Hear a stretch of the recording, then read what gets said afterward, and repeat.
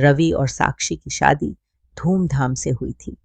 दोनों एक दूसरे से कॉलेज के दिनों से प्यार करते थे और परिवार की सहमति के बाद उनका रिश्ता विवाह में बदल गया। शादी के अगले ही दिन रवि ने साक्षी को सरप्राइज दिया। हनीमून के लिए शिमला की बुकिंग। तैयार हो जाओ मैडम, कल सुबह ही हम निकल रहे हैं अपनी जिंदगी की सबसे खूबसूरत ट्रिप पर, रवि ने मुस्कुराते हुए कहा। साक्षी की आंखों में चमक आ गई। वो एक छोटे से कस्बे की लड़की थी जिसने पहाड़ सिर्फ तस्वीरों में देखे थे। पहाड़ों की ओर शिमला की वादियों में पहुंचते ही साक्षी मंत्रमुग्ध हो गई। बर्फ से ढके पहाड़, ठंडी हवा और देवदार के पेड़ों की खुशबू उसे किसी सपने जैसी लग रही थी। होटल हेरिटेज विला में दोनों ने चेक इन किया। यह एक पुराना लेकिन आलीशान होटल था जो अंग्रेजों के जमाने में बना था। ये जगह थोड़ी रहस्यमयी नहीं लगती तुम्हें? साक्षी ने होटल की पुरानी दीवारों को देखते हुए कहा। तुम्हें तो हर पुरानी चीज में भूत दिखता है, रवि हंसते हुए बोला। लेकिन साक्षी की आंखों में कुछ था, एक अनकहा डर, एक रात और एक चीख। हनीमून का तीसरा दिन था। रवि और साक्षी ने कुफरी का प्लान बनाया था, लेकिन मौसम खराब होने की वजह से होटल में ही रुकना पड़ा। रात को तेज आंधी आई। होटल में लाइट चली गई। तभी साक्षी को लगा जैसे बगल के कमरे से कोई औरत जोर जोर से रो रही हो। रवि ने ध्यान नहीं दिया। शायद कोई बच्चा डर गया होगा। लेकिन साक्षी चैन से नहीं सो पाई। रात के करीब 2 बजे एक तेज चीख ने पूरे होटल को जगा दिया। साक्षी चौंक कर उठी, रवि! लेकिन रवि बिस्तर पर नहीं था। लाश साक्षी ने होटल स्टाफ को जगाया। काफी खोजबीन के बाद रवि की लाश होटल के पीछे पुराने गार्डन में मिली। उसके गले पर धारदार हथियार से वार किया गया था। साक्षी चीख पड़ी। वो होश खो बैठी। पुलिस को बुलाया गया। इंस्पेक्टर महेश रावत केस की तहकीकात करने पहुंचे। उन्होंने देखा कि रवि की जेब में उसका पर्स और मोबाइल मौजूद थे। मतलब ये डकैती नहीं थी, सीधा मर्डर। तुम्हारे पति का दुश्मन कौन हो सकता है साक्षी जी? इंस्पेक्टर ने पूछा। साक्षी ने आंसू पोंछते हुए कहा, मुझे नहीं पता सर। हमारी जिंदगी तो बिल्कुल सामान्य थी, लेकिन धीरे धीरे एक एक करके परतें खुलने लगीं। पुराने राज रवि का मोबाइल चेक करने पर इंस्पेक्टर को कई संदिग्ध कॉल्स मिले, खासकर एक नंबर जो शादी के ठीक पहले से लगातार एक्टिव था, एक लड़की का नंबर। साक्षी को यह सब नहीं पता था। क्या रवि किसी और से भी जुड़ा हुआ था? साक्षी ने खुद से सवाल किया। इसी दौरान होटल के पुराने वॉचमैन ने एक चौंकाने वाली बात बताई। रात को मैंने रवि साहब को एक औरत के साथ पीछे जाते देखा था। कौन थी वो? इंस्पेक्टर ने पूछा। अंधेरा था, लेकिन लंबी औरत थी, साड़ी में। इंस्पेक्टर महेश ने होटल के सीसीटीवी कैमरों की फुटेज मंगवाई, लेकिन तेज बारिश और बिजली जाने के कारण उस रात का कोई रिकॉर्ड नहीं मिला। जो भी हुआ है उसी ब्लैकआउट के दौरान हुआ है, इंस्पेक्टर ने गहरी आवाज में कहा। साक्षी सदमे में थी, लेकिन उसे रवि के फोन में मिले कुछ पुराने मैसेज याद आए। एक नाम बार बार आ रहा था, नेहा। वो नंबर जिससे कॉल्स आ रही थीं उसी नाम से सेव था। नेहा, एक औरत, एक रहस्य। नेहा नाम की लड़की चंडीगढ़ की थी। पुलिस ने उस तक पहुंचने में देर नहीं लगाई। नेहा को पूछताछ के लिए बुलाया गया। क्या आप रवि को जानती थीं? हाँ, कॉलेज में हम दोस्त थे, नेहा ने बिना हिचके कहा। सिर्फ दोस्त? हम एक दूसरे को पसंद करते थे, लेकिन फिर वो साक्षी से शादी कर बैठा। क्या आपको लगता है कि रवि ने आपको धोखा दिया? नेहा चुप हो गई। फिर उसकी आंखों में गुस्से की एक चिंगारी दिखी। मैंने उसे मारा नहीं है, लेकिन उसने मुझे तोड़ दिया था। होटल का अतीत। इसी दौरान इंस्पेक्टर को होटल के पुराने मालिक की बेटी रागिनी मिली। रागिनी ने एक चौंकाने वाली बात बताई। 30 साल पहले इसी होटल में एक नई दुल्हन की हत्या हुई थी। क्या? साक्षी चौंकी। हाँ, उसका पति होटल के एक वेटर के साथ भाग गया था। लड़की ने आत्महत्या कर ली। उसके बाद से लोग कहते हैं उसकी आत्मा यहां भटकती है। साक्षी का चेहरा पीला पड़ गया। रात को रोने की आवाज, वो औरत की परछाई, क्या वो सच था? इंस्पेक्टर को इन बातों पर यकीन नहीं था, लेकिन उसने रागिनी से कहा, हमें उस पुराने केस की फाइल चाहिए। गार्डन का सच जांच करते करते इंस्पेक्टर महेश को होटल के पीछे बने पुराने गार्डन में एक टूटा फूटा कुआं मिला। वहां कुछ ताजे पैरों के निशान थे। शायद कातिल इसी रास्ते से भागा है, उन्होंने कहा। कुएं के पास एक सुनहरा पेंडेंट मिला जिस पर एन की नक्काशी थी। नेहा? इंस्पेक्टर ने पेंडेंट उसकी तरफ बढ़ाया। नेहा ने पेंडेंट देखा, फिर चुपचाप बोली, ये मेरा है, लेकिन मैंने वो रवि को तोहफे में दिया था। मतलब रवि के पास था, फिर वहां कैसे आया? अब कहानी में और भी मोड़ आने लगे। एक अनदेखा खतरा, शोक में डूबी साक्षी धीरे धीरे होटल के माहौल को महसूस करने लगी। उसे ऐसा लगने लगा जैसे कोई उसे हर वक्त देख रहा हो। रात को जब वो अपने कमरे में थी, दरवाजे पर हल्की सी खटखटाहट हुई। उसने दरवाजा खोला। कोई नहीं था, लेकिन जमीन पर एक पुराना लिफाफा पड़ा था। उस लिफाफे में एक फोटोग्राफ था, रवि एक औरत के साथ, किसी होटल के रूम में। ये कौन है? साक्षी ने कांपते हाथों से इंस्पेक्टर को फोटो दिखाई। यह औरत नेहा नहीं है, ये कोई और है। इंस्पेक्टर ने गहराई से फोटो को देखा। अब एक तीसरी औरत की एंट्री हो चुकी थी। इंस्पेक्टर महेश ने उस फोटो को स्कैन करवाकर चेहरे की पहचान कराने की कोशिश की। कुछ घंटों बाद रिपोर्ट आई। उस औरत का नाम था डॉ रिया कपूर, जो शिमला में ही एक क्लिनिक चलाती थी। रवि डॉक्टर से क्यों मिल रहा था, और वो भी होटल के कमरे में? साक्षी के दिमाग में सवालों का तूफान उठ रहा था।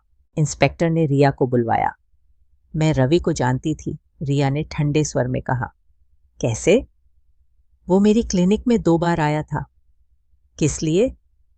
काउंसलिंग के लिए। वो बहुत परेशान रहता था।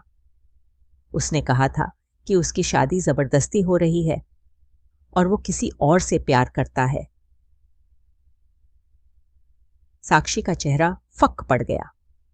कड़वे सच इंस्पेक्टर महेश ने अब रवि की पर्सनल डायरी को ढूंढ निकाला, जो उसके बैग में रखी थी। डायरी में रवि के हाथ से लिखी बातें पढ़कर हर कोई हैरान रह गया। मैं नेहा को छोड़ नहीं पाया, लेकिन अब शादी हो रही है। मुझे लग रहा है मैं 2 जिंदगियों के बीच फंस गया हूं। मैंने जो किया शायद साक्षी डिजर्व नहीं करती ये सब। डॉ रिया कहती है कि सच्चाई का सामना करना जरूरी है, लेकिन अगर नेहा ने कुछ कर लिया तो? साक्षी के लिए यह सब किसी तूफान से कम नहीं था। उसका पूरा रिश्ता झूठ पर टिका था। हत्या की रात टुकड़ों में सच इंस्पेक्टर ने होटल के स्टाफ और गार्ड से पूछताछ दोबारा शुरू की। एक सफाई कर्मी ने बताया, रात को करीब 1:30 बजे रवि साहब बहुत गुस्से में थे, किसी से फोन पर लड़ रहे थे। क्या आपने कुछ सुना? हां, उन्होंने कहा था, तुम यहां आई कैसे? मैं सब कुछ खत्म कर चुका हूं। अब यह बात पक्की हो गई थी। होटल में उस रात कोई महिला आई थी, लेकिन सीसीटीवी खराब होने से कोई रिकॉर्ड नहीं था। रात के समय होटल की रजिस्टर एंट्री में एक अजीब नाम था, संध्या मेहता, लेकिन ऐसा कोई मेहमान कमरे में नहीं रुका था। क्या ये फर्जी नाम है? महेश ने तुरंत पहचान की कोशिश शुरू करवाई।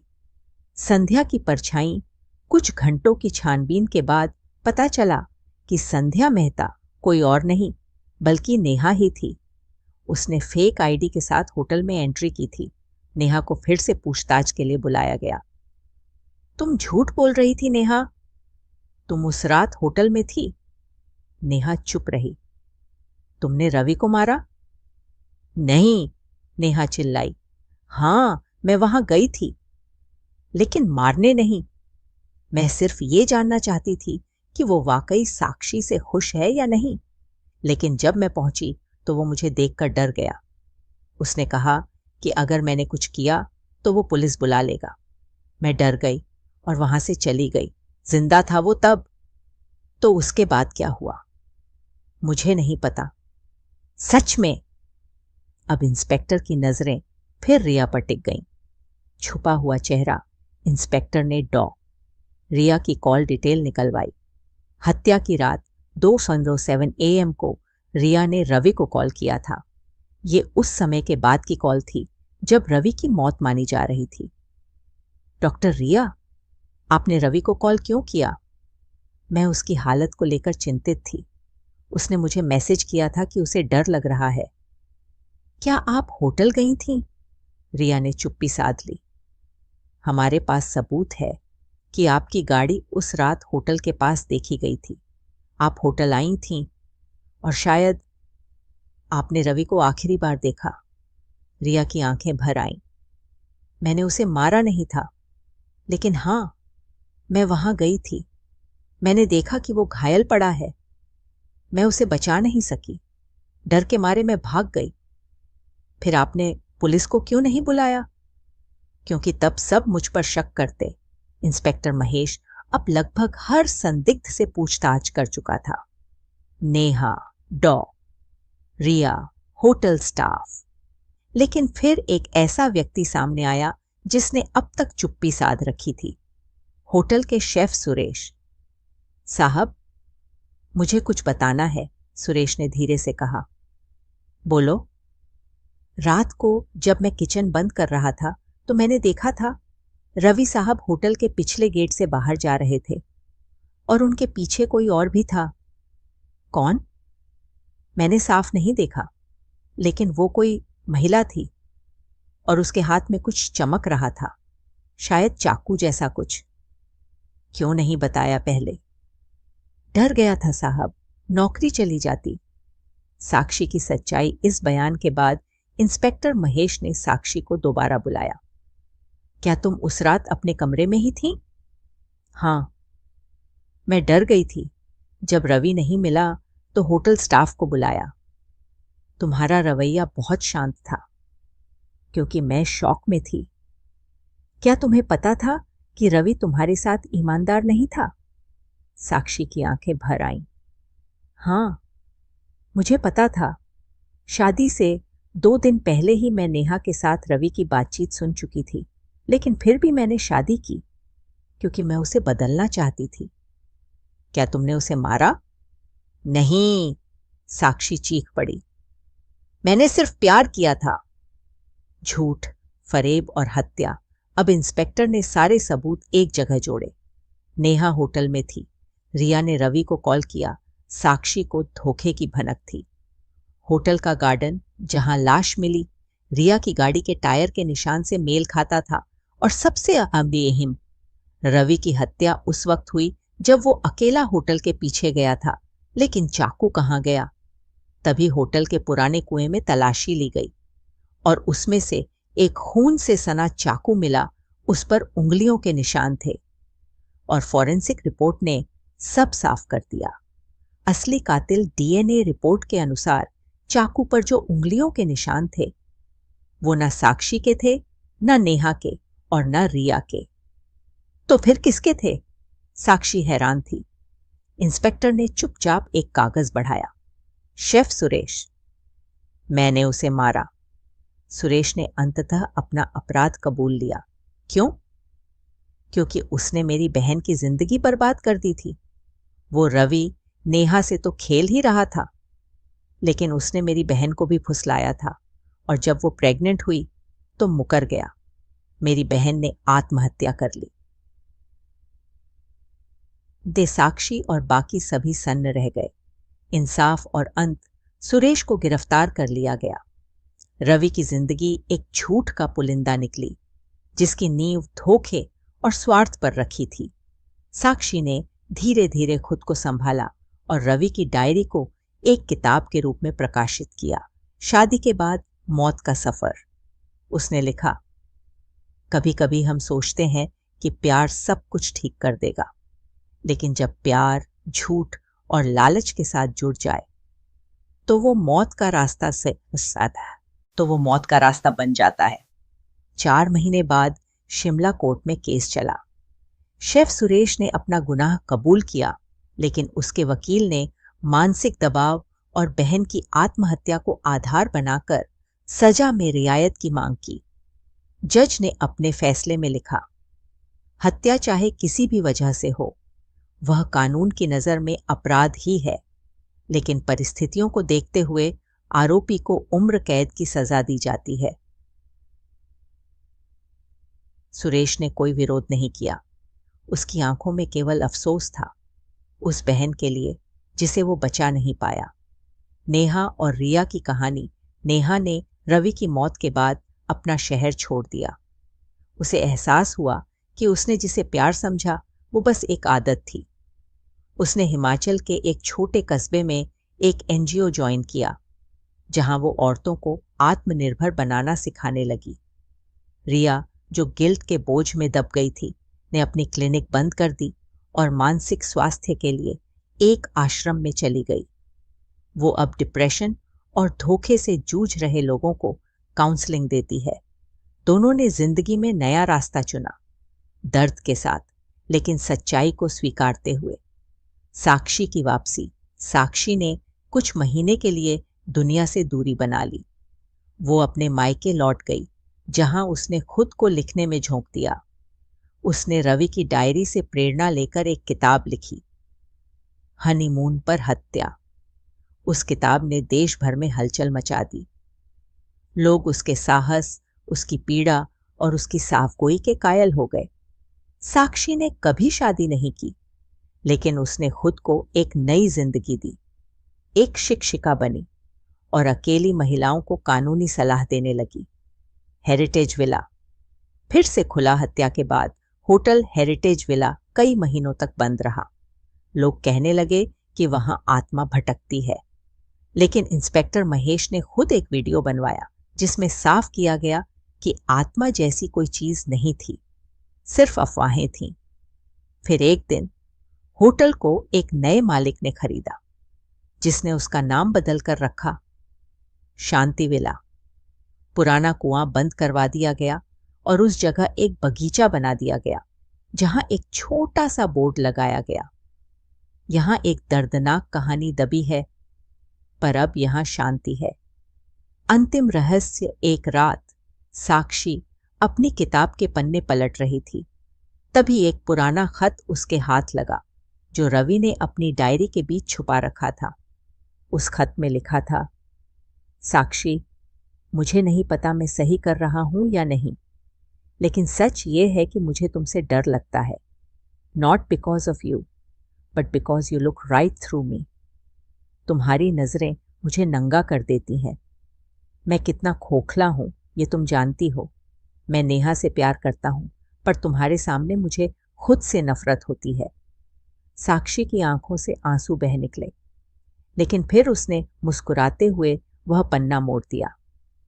अब फर्क नहीं पड़ता, मैंने खुद को पा लिया है। रिश्ते अगर सच्चाई पर टिके हों तभी उनका वजूद होता है, वरना वो एक लाश बन जाते हैं जो कभी भी दफन हो सकती है या किसी रात वापस लौट सकती है।